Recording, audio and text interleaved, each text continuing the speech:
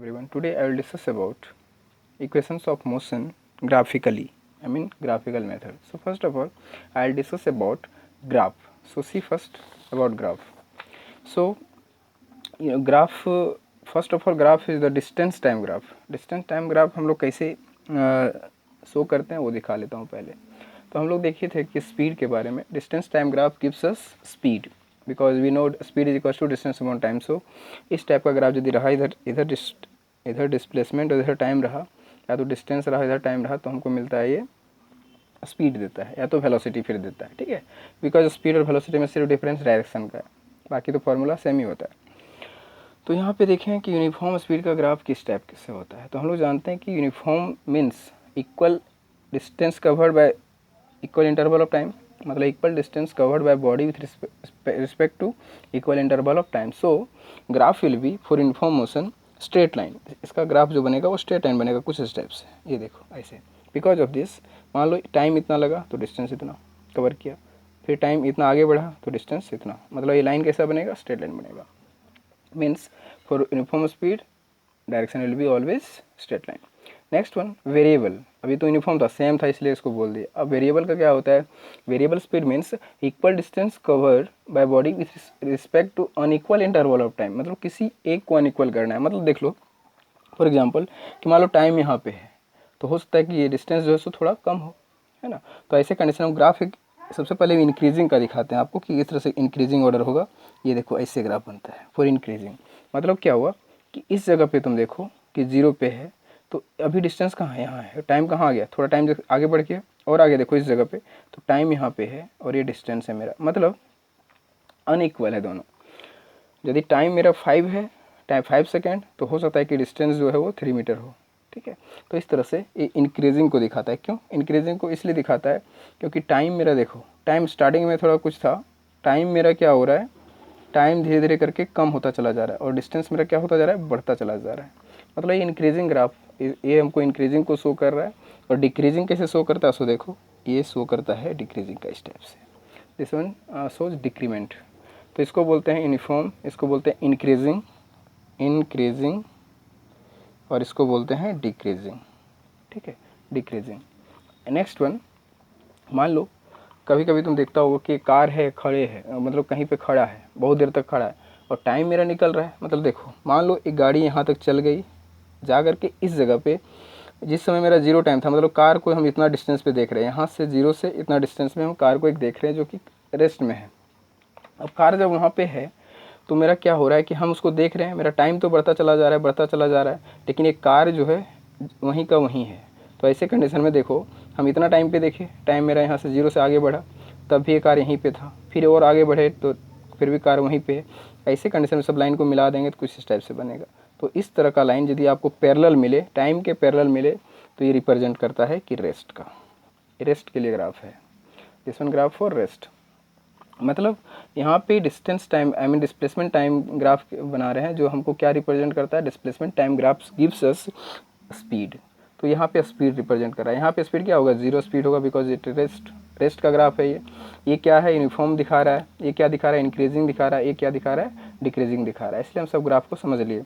Next one है velocity time graph. वो तो एक डिस्प्लेसमेंट टाइम ग्राफ था, अब हम लोग समझेंगे ये वेलोसिटी टाइम ग्राफ. तो वेलोसिटी टाइम ग्राफ हमको क्या देता है, उससे रिलेटेड हम लोग कुछ डिस्कस करेंगे. देखो सेम है, एकदम सेम लगा दो सब कुछ वही, यहाँ वेलोसिटी यहाँ टाइम, लेकिन वेलोसिटी टाइम ग्राफ हमको क्या देगा, एक्सेलरेशन. ये जो भी ग्राफ बताएगा वो एक्सेलरेशन के बारे में बताएगा, एक्सेलरेशन के बारे में बताएगा. Velocity upon time is called acceleration. So this type of graph gives us acceleration. So now for uniform एकदम सेम रहेगा, कोई चेंजेस नहीं. वो स्ट्रेट लाइन था, ये भी स्ट्रेट लाइन होगा. इंक्रीजिंग के लिए कुछ इस टाइप से ग्राफ बनता था, इसका भी इंक्रीजिंग के लिए इस टाइप से होगा. डिक्रीजिंग के लिए इस टाइप से बनता था, इसका भी डिक्रीजिंग के लिए कुछ टाइप से होगा. और रेस्ट के लिए जो होगा एक्सेलरेशन जो है वो रेस्ट में, मान लो एक्सेलरेशन 0, तो 0 दिखाएगा कब, जब इस तरह से रेस्ट में होगा. ये रेस्ट को रिप्रेजेंट कर रहा है. ठीक है, तो ये मेरा ग्राफ हो गया टोटल. लेकिन एक पॉइंट यहाँ पे ये चीज़ है कि यदि आपको पूछा जाए कि what represent the area of velocity time graph, मतलब जो यहाँ पे एरिया बनेगा, एरिया मान लो कुछ इस टाइप से बनेगा. देखो रेस्ट के लिए एरिया कुछ बन रहा है इस टाइप से, इस टाइप का एरिया बन रहा है. तो ये एरिया क्या रिप्रेजेंट करेगा, मान लो इस साइड टाइम है तो ये टी हो गया, और इस साइड वेलोसिटी पूरा वी हो गया. तो एक किस तरह दिख रहा है तुमको, रेक्टेंगल, तो एरिया ऑफ रेक्टेंगल क्या होता है, लेंथ इनटू ब्रेथ। तो लेंथ में क्या है, लेंथ में टाइम है, तो लेंथ की जगह टाइम पुट करेंगे, और ब्रेथ की जगह क्या है, वेलोसिटी। तो वेलोसिटी इनटू टाइम हमको क्या मिल जाएगा, देख सकते हो, हम लोग जानते हैं वेलोसिटी टाइम क्या होगा, दिखाते हैं, S is equals to V by T, sorry A is equals to V by T होता है ऐसा। लेकिन हम लोग यहाँ पे ये चीज़ को ना यूज करके हम लोग इसका वेलोसिटी का फॉर्मूला यूज़ करते हैं, या तो स्पीड का formula, v is equals to S by T. So ये इसको क्रॉस मल्टीप्लिकेशन करो तो क्या हो जाएगा, v into T is equals to S. मतलब ये दोनों का प्रोडक्ट जो है मल्टीपल है, वो क्या देता है, डिस्प्लेसमेंट। तो यहाँ वही है ना कि टाइम इंटू वेलोसिटी है इस जगह पे, देखो ये time into velocity gives us displacement, means आपका आंसर होगा area of velocity time graph gives us displacement. Okay, कहीं भी तुम यहाँ भी बनाओगे ट्रायंगल बनेगा, ट्रायंगल, ये ट्रायंगल बनेगा तो क्या बनेगा, half into length into breadth. तो एक कॉन्स्टेंट टर्म है, लेंथ इंटू ब्रेथ हमको क्या दे रहा है, लेंथ इंटू ब्रेथ, जो यहाँ पे लेंथ की जगह टाइम है और ब्रेथ की जगह वेलोसिटी, वेलोसिटी टाइम हमको देता है displacement. So area of velocity time graph gives us displacement. तो ये हमारा ग्राफ से रिलेटेड कॉन्सेप्ट था। अब हम लोग डिस्कस करेंगे बेसिक, जो हमारा आज का टॉपिक है वो है क्या है, equations of motion by graphical method. So देखो अब किस तरह से इसको समझें, सबसे पहले हम ग्राफ डिस्कस कर लेते हैं। ग्राफ में क्या करेंगे, हम लोग वेलोसिटी टाइम ग्राफ बनाएंगे इसमें, क्योंकि ग्राफ में तो हमारा जो इक्वेशंस ऑफ मोशन है उसमें एक्सेलरेशन से रिलेटेड ही हमारा इक्वेशन आता है सब। तो वेलोसिटी टाइम ग्राफ में ही हम सबसे पहले एक्सेलरेशन को शो करेंगे, तभी हमको कुछ रिजल्ट मिल पाएगा। तो यहाँ देखो, इस साइड वेलोसिटी है, इस साइड टाइम है। ये क्या लाइन रिप्रेजेंट कर रहा है उसको समझो। This one line represent uniform motion, मतलब यूनिफॉर्म एक्सेलरेशन को रिप्रेजेंट कर रहा है। स्ट्रेट लाइन हमको क्या देता है, यूनिफॉर्मिटी। मतलब इसके पहले जो हम यहाँ ग्राफ समझाए थे आपको, ये वाला straight line velocity time graph का, ये वाला वेलोसिटी टाइम का ग्राफ का जो दिए थे, ये लाइन हमको क्या रिप्रेजेंट कर रहा है, लाइन एक्सेलरेशन रिप्रेजेंट कर रहा है, बट एरिया क्या रिप्रेजेंट कर रहा है, displacement. Area represent displacement, but this one line represent acceleration. ये लाइन जो है वो हमको एक्सेलरेशन रिप्रेजेंट कर रहा है। तो यहाँ पे हम क्या बोल सकते हैं कि यूनिफॉर्म एक्सेलरेशन है वहाँ पे उस जगह पे। तो ये स्ट्रेट लाइन जो हम यहाँ दिखा रहे हैं वो क्या दिखा रहे हैं कि this one line represent uniform acceleration. तो ऐसे कंडीशन में क्या करो, हम लोग मान लेते हैं कि स्टार्ट कहाँ से हो रहा है, इस पॉइंट से स्टार्ट हो रहा है। तो इस पॉइंट पे यहाँ से देखो, इस जगह पे हम इनिशियल वेलोसिटी मान रहे हैं, तो यहाँ से यहाँ तक, ये इस पॉइंट से इस पॉइंट तक जो होगा इसका डिस्टेंस क्या होगा, इनिशियल वेलोसिटी। पूरा वेलोसिटी ही है लाइन ये, तो इसको मान लेते हैं इनिशियल वेलोसिटी, जिसको हम लोग यू से रिप्रेजेंट करते हैं। ठीक है, तो इस पॉइंट पे हमको क्या मिल गया, इनिशियल वेलोसिटी, ये पूरा। ठीक है, अब आगे बात करते हैं। अब यहाँ से तो स्टार्ट हुआ था, अब आगे बढ़ रहा है मेरा यूनिफॉर्म मोशन से आगे। अब फाइनल पॉइंट ये होगा, दिस वन फाइनल पॉइंट। तुम यहाँ से एक लाइन ड्रॉ कर लो नीचे ऐसे, मतलब उस समय टाइम कहाँ था, यहाँ पे टाइम आ गया था। स्टार्टिंग में जब इनिशियल था तो टाइम यहाँ था, अब फाइनल पे टाइम कहाँ है, इस जगह पे। ठीक है, तो हमको इस जगह पे, ये जो इस जगह पे मिला, तो यहाँ से स्टार्टिंग से फाइनल जब भी काउंट करते हैं हम लोग स्टार्टिंग से ही करते हैं, तो this is the final velocity. मतलब स्टार्टिंग हुआ जीरो से, इस जगह से यहाँ तक इनिशियल वेलोसिटी, और फिर इसी जीरो से फाइनल तक क्या होगा, फाइनल वेलोसिटी। मतलब क्या होता है कि जब भी हम लोग चेंज ऑफ वेलोसिटी करते हैं, तो चेंज ऑफ वेलोसिटी हमको एक्सेलरेशन देता है। तो चेंज ऑफ वेलोसिटी क्या होगा, final velocity minus initial velocity, तो v माइनस यू मिलेगा हमको, जो भी है, खैर उससे मतलब नहीं है। फिलहाल हम क्या देखें कि इनिशियल वेलोसिटी यहाँ से यहाँ तक है, और फाइनल को जब भी दिखाते हैं इनिशियल टू फाइनल दिखाते हैं। ठीक है, मतलब यहाँ से जब भी कोई भी चीज़ को तुम रिप्रेजेंट करते हो तो इनिशियल से देखा जाता है। तो इनिशियल से यहाँ तक हो गया फाइनल, और इनिशियल से यहाँ तक हो गया इनिशियल, मतलब starting reference point two this one point is the initial velocity, and reference point two this one point is the final velocity. मतलब स्टार्ट से last is the final, and start से यहाँ तक इनिशियल। ठीक है, अब इस ग्राफ को हमको सबसे पहले अच्छे से समझना है, क्योंकि सब कुछ ग्राफ में ही है। तो देखो इस लाइन को हम पहले मिलाते हैं, ये रहा ऐसे, इस लाइन को मिला देंगे, तो ये डिस्टेंस मान लो ये पूरा यहाँ से यहाँ तक किसके बराबर है, टी के बराबर है। ठीक है, या तो हम मान लेते हैं कि जीरो से यहाँ तक जो भी है टी मान लेते हैं इधर, और इस साइड ये जो रिप्रेजेंट कर रहा है इसके बारे में, ये क्या दिखा रहा है हमको, एक्सेलरेशन, क्योंकि ऑब्जेक्ट यहाँ से यहाँ तक एक्सेलरेट हो रहा है। ठीक है, ये नीचे पूरा टाइम है, और ये साइड पूरा, ये जो दिख रहा है तुमको, ये नीचे यहाँ से यहाँ तक v वेलोसिटी है। तो इस ग्राफ को समझने से पहले हम क्या करें, एक ट्रायंगल हमको यहाँ पे दिख रहा है, तुम चाहो तो नाम रिप्रेजेंट कर दो। हम इसको देखते हैं, ए, इसको बी, इसको मान लो सी और इसको मान लेते हैं डी। ठीक है, तो यहाँ पे हमको एक ट्रायंगल दिख रहा है A B C and next one एक रेक्टेंगल दिख रहा है, वो रेक्टेंगल है, यदि ये यू है तो ये भी हमको किसके बराबर मिलेगा, यू के बराबर मिलेगा। और हम मान लें यहाँ से यहाँ तक का टाइम टी मान लेते हैं, यहाँ से यहाँ तक का टाइम क्या है, टी है। ठीक है, तो ये डी है तो इसको मान लो ई, इतना इस तरह से मान लेते हैं। तो ऐसे कंडीशन में हमको यहाँ से ये यदि देखो ये रेक्टेंगल है तो ये टी है तो ये भी क्या होगा, 100% टी होगा। ये T opposite angle will be same, opposite faces will be same. यहाँ भी देखो यू था तो यहाँ भी यू हो गया, यहाँ भी क्या होगा, ये भी अपोजिट फेस है। इस जो ये होगा वही तीनों तो पैरेलल है, तो इसको हम लोग क्या मान सकते हैं, यू मान सकते हैं। तो ऐसे कंडीशन में यदि इतना है तो इस पॉइंट से ये बी टू सी क्या आएगा, बी टू सी जो आएगा वो पूरा भी है, यू घटेगा तो ये हमको डिस्टेंस मिल जाएगा। मतलब यहाँ कह सकते हैं कि this one distance will be भी माइनस यू। सब सारा डिस्टेंस हम निकाल चुके हैं। अब हम यहाँ लिखेंगे फ्रॉम ट्रायंगल, कौन सा ट्रायंगल पहले लेंगे, ये वाला ट्रायंगल लेते हैं, दिस वन ट्रायंगल। तो ये ट्रायंगल हमको क्या रिप्रेजेंट, कौन सा ट्रायंगल है, A B C, from triangle A B C, ये वाला ट्रायंगल। इस ट्रायंगल में हमको निकालना है एक्सेलरेशन। तो टेंजेंट होता है, इसको बोलते हैं हम लोग टेंजेंट। तो दिस वन टेंजेंट जो होता है उसका फॉर्मूला ये होता है, tangent is equals to perpendicular divided by base. ये फॉर्मूला ही होता है, परपेंडिकुलर डिवाइडेड बाय बेस। तो परपेंडिकुलर जो टेंजेंट है वो मेरा एक्सेलरेशन है। परपेंडिकुलर देखो कौन सा है, ये परपेंडिकुलर है इस पर, तो ये परपेंडिकुलर का वैल्यू क्या है, भी माइनस यू है। तो यहाँ पे लिख दो भी माइनस यू। बेस क्या है, चाहो तो तुम ज्योमेट्रिकली दिखा सकते हो, बी सी बाई ए सी, आप वो करना अपना नोट में, हम यहाँ पर डायरेक्ट कर दे रहे हैं, भी माइनस यू और डिवाइड बाई परपेंडिकुलर हो गया, बेस ये वाला है, बेस किसके बराबर है, टी के बराबर है, तो लिख देते हैं भी माइनस यू बाई टी। अब इसको कैलकुलेट करो तो क्या मिलेगा, cross multiplication, this one a t is equals to v minus u. So इस यू को इधर ले आओ तो मिल जाएगा a t plus a minus में इधर आएगा तो हो जाएगा यू इज इक्वल्स टू भी। मतलब आपका रिजल्ट मिल गया भी is equals to U plus A T, जो आप पहले से भी जानते हैं इक्वेशन ऑफ मोशन, ये फर्स्ट आ गया। ठीक है, अब जो रूल है वही रहेगा यहाँ भी। अब इस पहले इक्वेशन को यूज करके हमको सेकेंड इक्वेशन निकालना है, लेकिन तरीका यहाँ पे ग्राफिकली करना है। तो चाहो तो यहाँ पे जो सेकेंड इक्वेशन ऑफ मोशन, ये तो फर्स्ट निकल गया, सेकेंड निकालना है तो आप इसका एरिया यूज़ कर सकते हो। एरिया हमको क्या देता है, डिस्प्लेसमेंट। हम जानते हैं second equation of motion S is equal to U T plus half A T square होता है, तो वहाँ पे हमको डिस्प्लेसमेंट फाइंड करना है।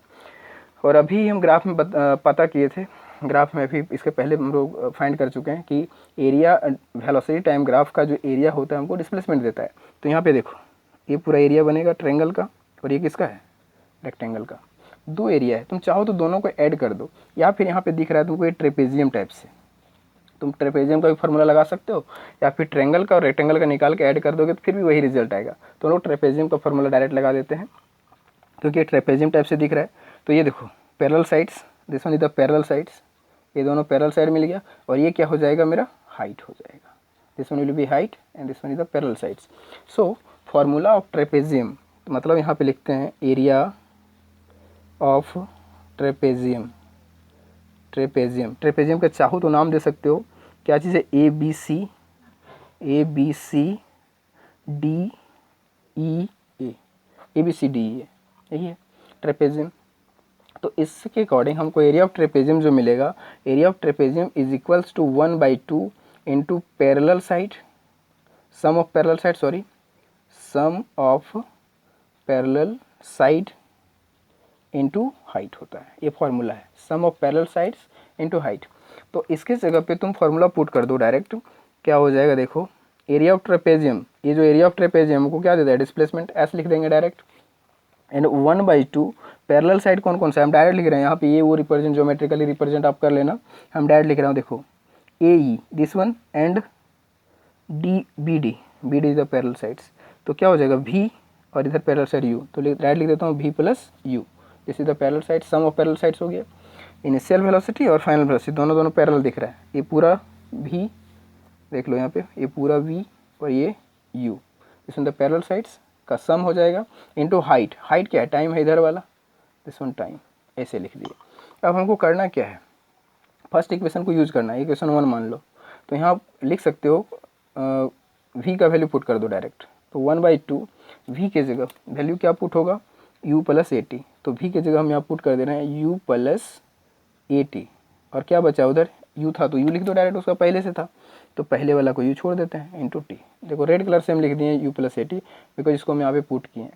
Now will calculate it 1/2 you plus you कितना के बराबर आ जाएगा 2u प्लस ए टी, ए मिला, ठीक है, एक पूरा कैलकुलेट किए। अब क्या आएगा देखो 1/2 2u, तो यहाँ पे मल्टीप्लाई हो जाएगा 2u और ये टी इधर आएगा तो टी से मल्टीप्लाई होगा प्लस फिर इसको अंदर करो 1/2 इधर से जाएगा और ये टी यहाँ पे पहले से है और टी इधर से जाएगा, ऐसे पूरा हम दोनों को अंदर कर दिए, इधर से 1/2 को इधर से टी को अंदर किए तो क्या मिलेगा 2 2 गोइंग टू कैंसिल, सो यहाँ क्या बचा U T plus 1/2 A into T T square, एक इसके बराबर मिल गया। S is equals to 1/ut plus 1/2 A T square. This one is the second equations of motion.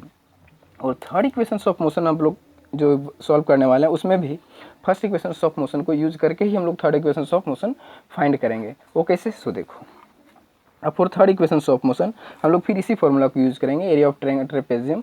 तो एरिया ऑफ ट्रेपेजियम अभी यहाँ फाइंड कर चुके हैं तो क्या मिला था एस इज इक्वल्स टू, ये वाला फॉर्मूला मिल चुका है, S is equals to 1/2 V plus U into T, यहाँ पुट कर दो, डायरेक्ट लिख देते हैं उसी को, area of trapezium S is equals to V plus U into T. अब देखो थर्ड इक्वेशन बोलता है कि इसमें time, third equation of motion जो है वो टाइम पे डिपेंड नहीं करता है, V square minus you square equal to 2as आता है, तो हमको टाइम का ही वैल्यू पुट कर देना। तो टाइम का वैल्यू आएगा कहाँ से, तो from first equation of motion, यहाँ पे डायरेक्ट लिखेंगे from equation first we know v is equals to U plus A T, तो इसको इधर ले आओ तो क्या आ जाएगा v minus U is equals to A T, so v minus U ये इधर आ जाएगा divide by A is to T, मतलब t का वैल्यू क्या आ गया v माइनस यू, v अब इसको कैलकुलेट करके देखिए आएगा v माइनस यू ये इधर आ जाएगा तो डिवाइड बाई ये मिला t का वैल्यू। अब इस t का वैल्यू को यहाँ पे पुट कर देना है हम लोग को, तो देखो क्या आएगा s इज इक्वल्स टू हमारा जो भी है देखो v plus U as it is रहेगा और t का वैल्यू क्या आया है, t के जगह पे पुट करते हैं, t के जगह पे मेरा है v minus you divide by A, put कर दिए, ठीक है। पुट करने से देखो इसके नीचे पूरा है, ये पूरा नीचे है ये, ठीक है, और इधर कुछ था और 1/2 छूटा हुआ है, 1/2 यहाँ भी क्या होगा 1/2, देखो यहाँ फॉर्मूला ही था s equal to 1/2 v plus U into T, तो s equal to 1/2 v plus U into T, which is put किए लिख दिए। अब 1/2 v प्लस यू, अब जो पुट टी का वैल्यू यहाँ से ला करके पुट कर दिए तो क्या आएगा देखो 1/2 v प्लस यू और ये क्या हो जाएगा v minus you divide by ये 2a हो जाएगा। अब ये क्या दिख रहा है तुमको a plus B into A minus B का फॉर्मूला क्या होता है A square minus B square, क्या यहाँ लगा सकते हैं, लगा दो, तो देखो क्या रिजल्ट आता है। तो आपका रिजल्ट आ जाएगा ए तो हो जाएगा a प्लस बी और ये a माइनस बी तो हो जाएगा v square minus you square from this formula, तो ये हो जाएगा divide by 2 into A, 2a के बराबर हो गया, इधर s, इसको उधर ले जाओ, क्रॉस मल्टीप्लिकेशन से कुछ नहीं नीचे 1 तो 2as is equals to v square minus you square आ गया, मतलब इसको सीधा करके लिखना है तो वी स्क्वायर, देखो क्रॉस मल्टीप्लिकेशन किए तो 2as v square minus you square, तो इस v square minus you square is equal to सीधा मतलब इसको उधर करके लिख रहे हैं तो ये क्या आ गया, तुम चाहो तो इसको भी रख सकते हो कोई दिक्कत नहीं है, तो we square minus you square equal to 2as, ये थर्ड इक्वेशन हो गया। मतलब हम लोग ग्राफिकली तीनों इक्वेशन को अभी सॉल्व किए यहाँ पे, जो फर्स्ट इक्वेशन आ गया v is equal to U plus A T this one, and second आया s is equal to U T plus 1/2 A T square, ये ट्रेपेजियम मेथड से, और थर्ड वाला भी जो हमारा आया V square minus you square is equal to 2as, ये भी ट्रेपेजियम मेथड से ही हम लोग सॉल्व किए। बाकी इसका प्रॉपर्टी, इसका क्या यूज़ है, कहाँ क्या यूज़ है, तो हम पहले भी बता चुके हैं आपको इसके पहले लेक्चर में, इसलिए हम तीनों इक्वेशंस को ग्राफिकली आपको यहाँ पे समझा दिए। Okay then this one is all about for today lecture, so thank you for watching.